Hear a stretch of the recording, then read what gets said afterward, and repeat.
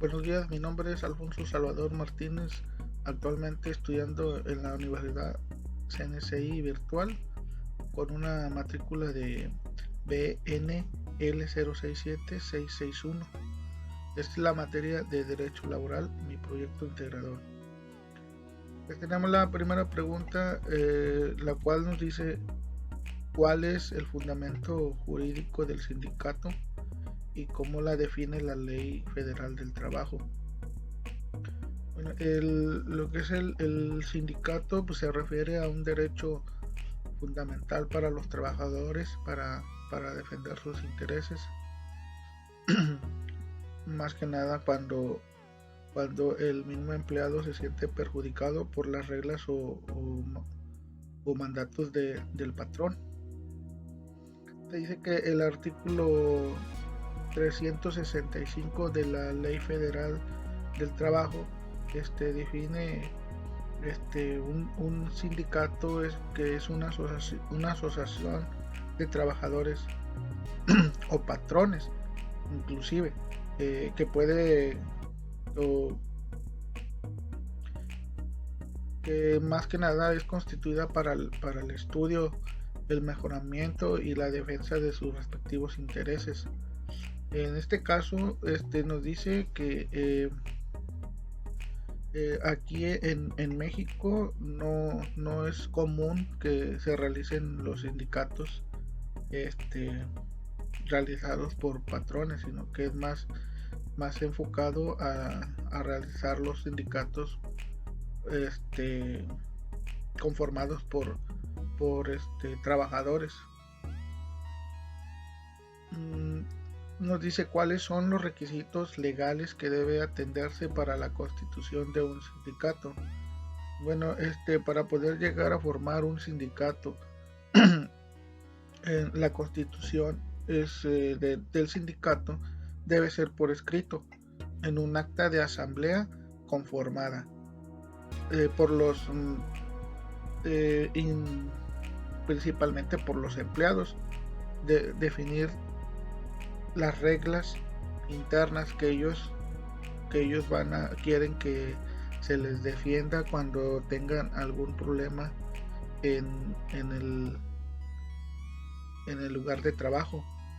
También deben de asignar un nombre al grupo y una directiva en donde solo podrá ser conformada por colaboradores que pertenezcan únicamente al sindicato.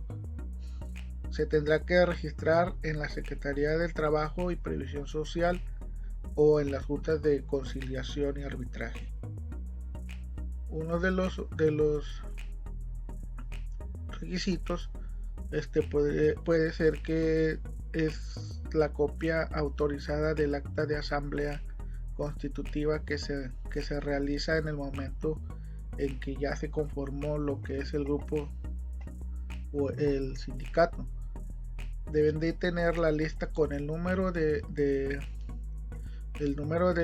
todos el número total de trabajadores, en este caso los nombres con sus respectivos domicilios, y también el lugar y domicilio del lugar de trabajo, así como de los patrones. Otro requisito es tener o hacer una copia autorizada de los estatutos que fueron establecidos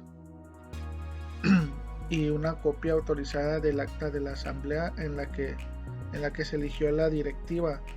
Todos estos requisitos en la creación del sindicato no generan ningún costo en ninguno de los departamentos donde se tenga que registrar. ¿Qué beneficios y obligaciones tienen los trabajadores que pertenecen a un sindicato? Bueno, los beneficios más que nada van enfocados a los trabajadores, pues ya que el sindicato es creado para apoyarlos en cuestiones de problemas en el trabajo y puedan ser defendidos por este grupo. Los trabajadores tienen las prestaciones, o sea, mejores prestaciones a los del resto de los trabajadores que no están dentro de un sindicato, en este caso que no están sindicalizados, como también pueden obtener un salario mejor, vacaciones, bonos de despensa y seguros de vida. También pueden obtener en ciertas empresas accesos a parques recreativos, precios preferenciales en centros comerciales y paquetes de vacaciones a muy bajo costo. Las obligaciones para todos aquellos que están dentro o que conforman el sindicato, pues sus obligaciones más importantes, más que nada no está regida por ninguna ley, no las podemos encontrar en una ley que los obligue a que cumplan, pero es muy importante que ellos sean, más que nada en ellos caiga la responsabilidad de que siempre deben de asistir a las asambleas y cumplir con las cuotas sindicales. ¿A qué se le llama huelga y qué objetivos persiguen? Bueno, la huelga es una suspensión temporal que realizan los trabajadores cuando no están de acuerdo en cómo se les está, más que nada a veces no se les paga de acuerdo a lo que trabajan, o sea, no es los trabajadores no están de acuerdo en ciertas formas en que el patrón los está haciendo trabajar más y les paga menos, o sea, no están de acuerdo en ciertas reglas con el patrón, y la huelga es organizada por el sindicato cuando los empleados cesan sus labores para exigir sus derechos conforme a la ley. Entonces la huelga se considera legal y funciona como medio de presión por parte del sindicato para que el patrón responda a las peticiones, en este caso para que el patrón pueda atenderlos y que les dé prioridad y atender sus quejas o sus peticiones. Se dice que la huelga persiguen un objetivo general que se enfoca más que nada en garantizar las condiciones de trabajo.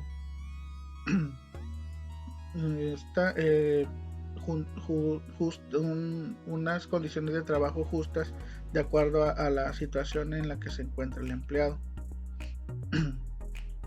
¿Qué requisitos debe cumplir una huelga para que surta efectos legales?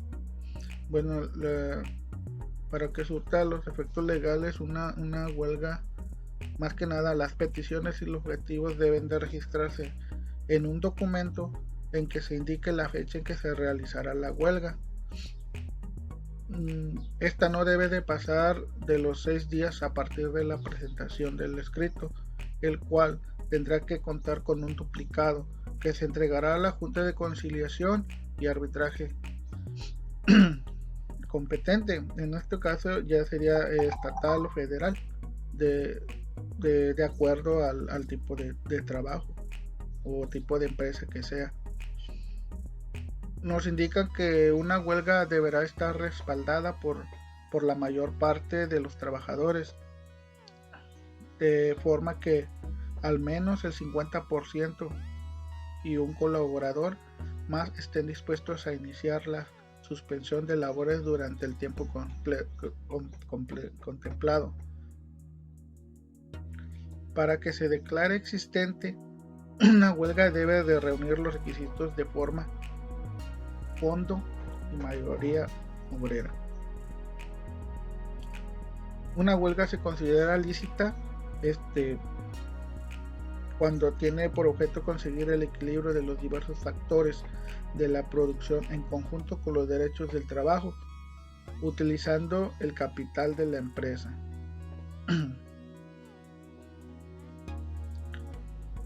Pues la huelga justificada corresponde pues a la suspensión de labores por motivos imputables al patrón. Esta es justificada pues que corresponde o nos quiere decir que cuando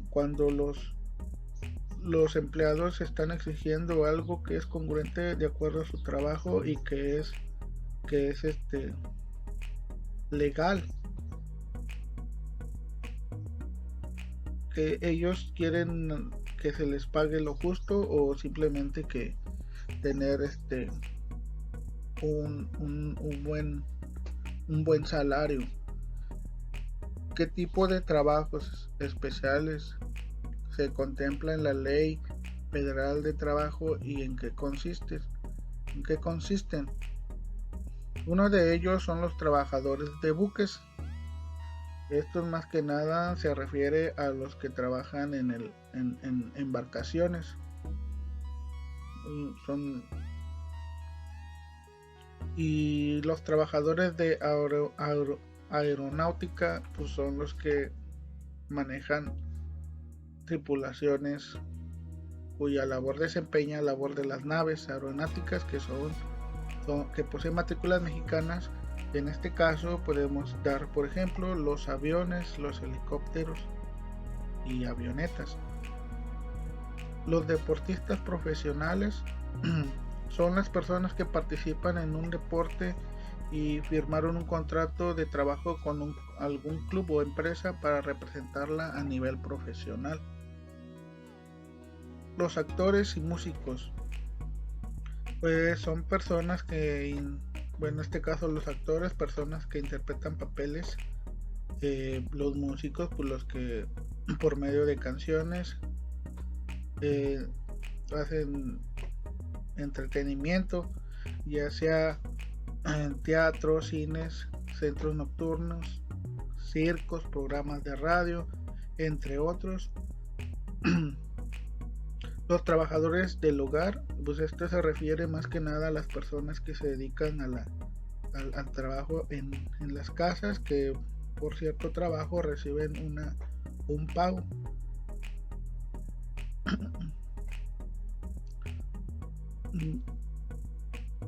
Los trabajadores de restaurantes, bares y hoteles. Bueno, pues estos más que nada pues son empleados como personas que laboran en restaurantes, bares, hoteles. Y dada la naturaleza de su empleo reciben propinas que más que nada para el trabajador son consideradas como parte de su salario.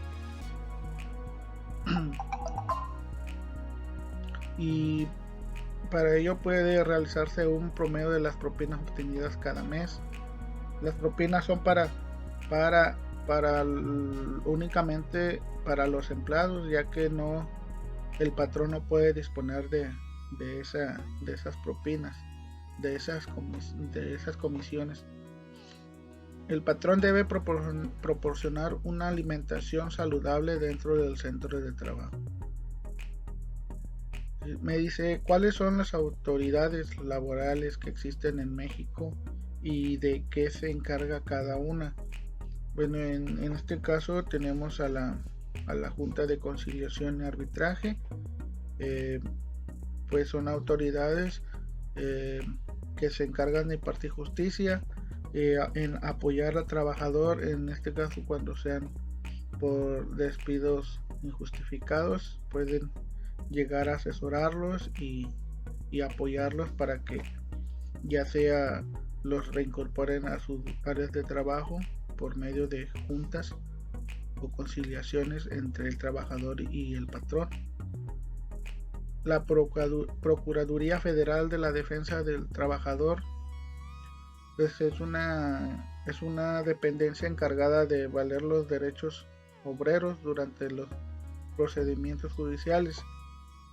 En caso de que un trabajador no cuente con la representación de un abogado, en este caso que no cuente con los los recursos necesarios para contratar un abogado particular, puede acudir a esta procuraduría y se le apoyará sin ningún costo. Se puede decir que la Secretaría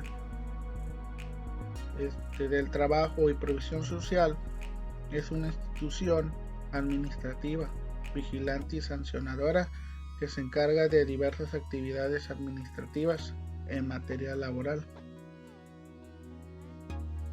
El Tribunal Federal de Conciliación y Arbitraje.